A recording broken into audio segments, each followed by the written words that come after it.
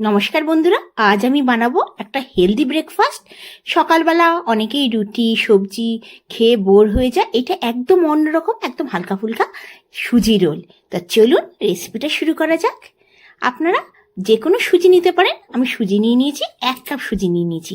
আপনারা মোটা দানাও সুজি নিতে পারেন, আমি নর্মাল যে প্যাকেটের সেই সুজিটা নিয়ে নিয়েছি। আচ্ছা, এই সুজিটাকে আমি কোনো জল টল দেবো না, এমনি মিক্সারে একটু ফাইন পাউডার বানিয়ে নেবো। 3-4 বার চালিয়ে একটু ফাইন দেখুন পাউডার বানিয়ে নিয়েছি। এটা ভীষণ হেলদি আর দারুণ লাগে খেতে। আচ্ছা, 1 কাপ সুজিতে আমি 1/2 কাপ দই নিয়েছি। দইটা না একদম তাজা দই নিয়েছি, কোনো টক সেরকম দইটা নিইনি, কারণ টক হলে না একটুখানি না খাওয়াতে একটু অতটা ভাল লাগবে না, মানে এইটা যে ব্রেকফাস্টটা বানাবো অতটা খেতে ভাল লাগবে না। আচ্ছা, 1/2 কাপ দইতে দিলাম 1 কাপ সুজি, 1/2 কাপ দই, আর এখানে 1 কাপ জল দিলাম।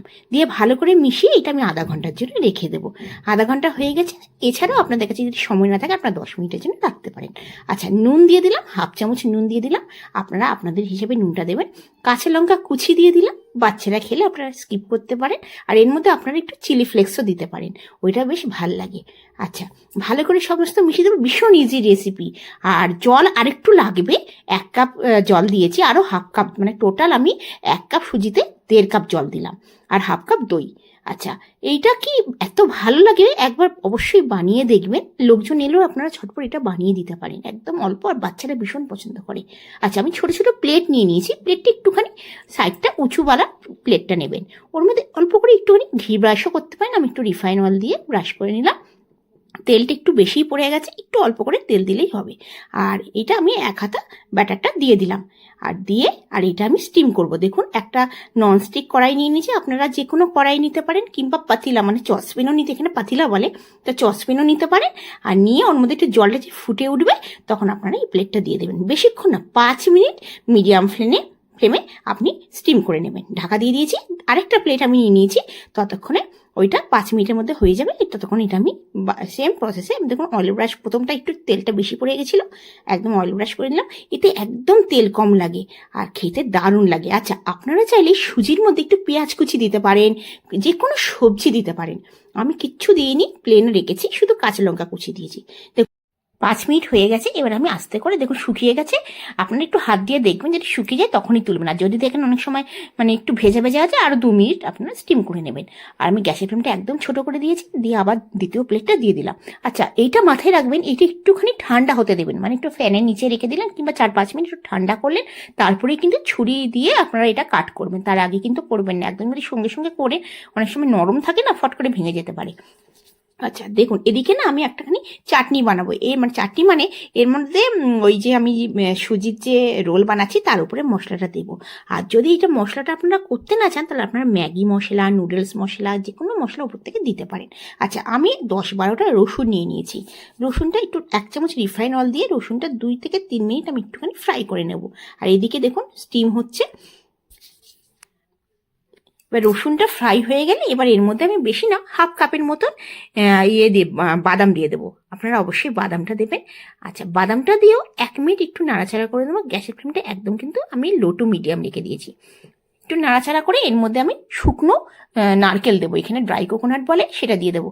আপনারা যদি পারেন, যদি ঘরে নারকেল থাকে, মানে আমরা যে নারকেল কুড়িয়ে রাখি সেটা কোরানো থাকলে আপনারা আর ভেজা, মানে ওই নারকেলটা দিতে হবে না, ওইটা দিয়ে এই বাদাম আর রসুনটা একটুখানি ভেজে নিলেন, তারপরে মিক্সারে আপনারা দিয়ে দিলেন। আমার কাছে ছিল না, আমি ড্রাই কোকোনাটটা দিয়ে একটু জাস্ট নাড়াচাড়া 1 মিনিট করে নিলাম, করে ঠান্ডা করে নিয়েছি, ঠান্ডা করে মিক্সারে দিয়ে দিলাম। আচ্ছা, এর মধ্যে আপনারা একটুখানি কাঁচা লঙ্কা, একটুখানি যদি আদা চান আদা দিতে পারেন, যেটা ইচ্ছা। এর মধ্যে কিন্তু আমি কোনো জল দেবো না। আচ্ছা, নুন দিয়ে দিলাম, মশলা চামচ হিসেবে 1/2 চামচ নুন দিয়ে দিলাম। আর একটু করে আমি দেবো কাশ্মীরি মির্চ, দেবো কালারটা ভালো আসার জন্য। 1/2 চামচ কাশ্মীরি মির্চ দিয়ে দিচ্ছি, আর নুন দিয়েছি স্বাদ অনুসার। আচ্ছা, কাঁচা লঙ্কা দিয়ে দিলাম 3খানা, দিয়ে আমি এটা একদম ফাইন পাউডার বানিয়ে নেব। এই মশলাটা করা মানে এই মশলাটা আপনারা ওপর থেকে ছড়াবেন, আর দারুণ লাগে খেতে। রসুন থাকে তবে সুন্দর গন্ধ লাগে।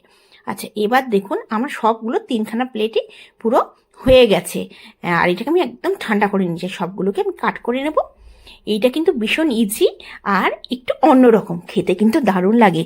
আর আপনারা ব্রেকফাস্টে রুটি টুটি খাওয়ার পরও এটা খেতে পারেন, মানে খেলে মনে হবে না যে কিছু খেয়েছেন। একদম হালকা একটুখানি সময় নিয়ে করতে হয়, কারণ প্লেটগুলোতে নিয়ে নিয়ে এটাকে দিতে হয়। আর আপনারা চাইলে একটা বড় থালাতে দিয়ে দিতে পারেন। এটা প্লেটগুলো আমার ছোট ছোট, টাইম ওই জন্য বেশি লেগেছে। আর বড় থালার মধ্যে দিয়ে দিলে এটা অনেকটা তাড়াতাড়ি হয়ে যাবে, বড় সাইজেরও রোলটা হয়ে যাবে। আচ্ছা, আমি সবগুলো উপরে মশলা দিয়ে দিলাম, আর মশলা দিয়ে এটাকে আমি রোলের মতন করে দেবো। আপনারা চাইলে একটুখানি তেল, সর্ষের তেল কিংবা ঘি গরম করে তার মধ্যে একটু সর্ষে, একটুখানি কারি পাতা দিয়ে আর তেলটা এর উপরে দিতে পারেন, সেটাও হয়। আমি আর ওসব অত ঝামেলা করি না, আমি এইটাতেই আমরা বানিয়ে নিয়েছি। আমি এরকম করেই প্রায় বানাই, মানে আর কিছু আর লাগে না। মশলাটা অবশ্যই করবেন, মশলাটা করলে কিন্তু দারুণ লাগে। আচ্ছা দেখুন, আমি এটাকে আস্তে করে আপনাদের দেখাচ্ছি, আস্তে করে রোল করে নেব। ভীষণ ইজি, দেখতে কিন্তু দারুণ লাগে আর খেতেও দারুণ। অবশ্যই আপনারা বানিয়ে দেখতে পারেন, কি সুন্দর লাগছে দেখুন, দারুণ লাগছে। অবশ্যই আপনারা ঘরে বানিয়ে নেবেন আর বানিয়ে কমেন্টসে জানাবেন ভালো হয়েছে কিনা। আজকের ভিডিওটা যদি ভালো লেগে থাকে অবশ্যই লাইক করবেন, বন্ধু বান্ধবের কাছে শেয়ার করবেন। যদি আমার চ্যানেলটা ভালো লেগে থাকে অবশ্যই সাবস্ক্রাইব করে আমার পাশে থাকবেন। আপনারা আমার ভিডিওটা কোথা থেকে দেখছেন অবশ্যই জানাবেন। আমি তো আগ্রায় থাকি, আগ্রা থেকে আমি ভিডিওটা বানাচ্ছি। দেখুন কি সুন্দর রোলগুলো বানিয়ে নিচ্ছি। একটু মাঝে মধ্যে না বাচ্চারা একটু অন্যরকম খেতে চায়, রুটি, পরোটা কি লুচি সবসময় তো ভালো লাগে না। আর আপনারা এটা বানিয়ে কিন্তু আপনারা এটা দিতে পারেন, পেপার ফয়েলের মধ্যে দিয়ে বাচ্চাদের কিন্তু টিফিনে দিতে পারেন, একদম হালকা। আর এর সাথে আপনারা চাটনিও বানিয়ে নিতে পারেন, যেটা ইডলি দোসা যে চাটনি হয় না, নারকেল বাদাম দিয়ে, সেই চাটনিটা বানিয়ে আপনারা দিতে পারেন, কিংবা টমেটোর চাটনির সাথেও দিতে পারেন। আমাদের বাচ্চারা একটু সস দিয়েও খায়, কিন্তু সসটা না খাওয়াই ভালো। দেখুন এবার সবগুলো আমি কেটে নিয়েছি। অবশ্যই ঠান্ডা করে কাট করবেন, একদম গরম অবস্থায় কাট করবেন না, তাহলে কিন্তু এটা হবে না, ভেঙে যেতে পারে। আচ্ছা দেখুন, আমি রোলটা বানিয়ে নিয়েছি, দারুণ লাগে। এটা শুধু শুধু কিচ্ছু লাগবে না, শুধু শুধু এই রসুন দিয়ে যে মশলাটা করবেন দারুণ লাগে। আর অনেকে রসুন পছন্দ করেন, যদি তাহলে রসুনটা স্কিপ করে নেবেন, শুধু বাদাম আর আপনার ড্রাই কোকোনাট দিয়ে বানিয়ে নেবেন। আচ্ছা, আবার আসবো নতুন দিনের নতুন ভিডিও নিয়ে। আপনারা সুস্থ থাকবেন, ভালো থাকবেন, এই কামনা করে আজকের ভিডিওটা শেষ করছি। দেখুন কি দারুণ দেখতে হয়েছে, খুব ভালো লাগছে। আপনার ওপর থেকে একটু পারলে ধনেপাতা কুচিও দিয়ে দিতে পারেন। দেখুন কি সুন্দর লাগছে। আপনাদের ভিডিওটা কেমন লাগলো অবশ্যই আমাকে জানাবেন। আবার আসবো, ধন্যবাদ।